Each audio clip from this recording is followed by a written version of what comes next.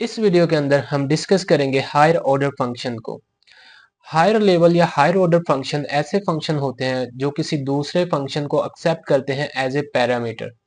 यानी जब हम कोई फंक्शन बना रहे होते हैं, उसके अंदर हम जब आर्गुमेंट सेट करते हैं तो किसी दूसरे फंक्शन को एज ए आर्गुमेंट ही अगर हम सेट कर दें उस फंक्शन के अंदर, तो ऐसे फंक्शन को हम कहेंगे कि ये हायर ऑर्डर फंक्शन है या फिर हाई लेवल फंक्शन है। अगर आप इसके सिंटैक्स को देखें तो वो कुछ इस तरह का है।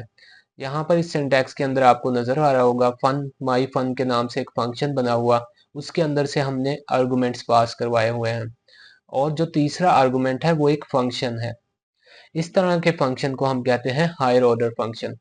हमारी जो लैम्डा फंक्शन की जो एग्जांपल थी वो एक हायर ऑर्डर फंक्शन की एग्जांपल है। इस एग्जांपल के अंदर आप देख सकते हैं कि हमने एक लैम्डा का फंक्शन बनाया हुआ था और फिर एक फंक्शन बनाया ऐड के नाम से।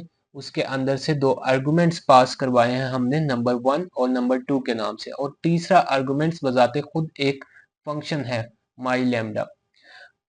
तो ऐसे फंक्शन को हम कहते हैं हायर ऑर्डर फंक्शन।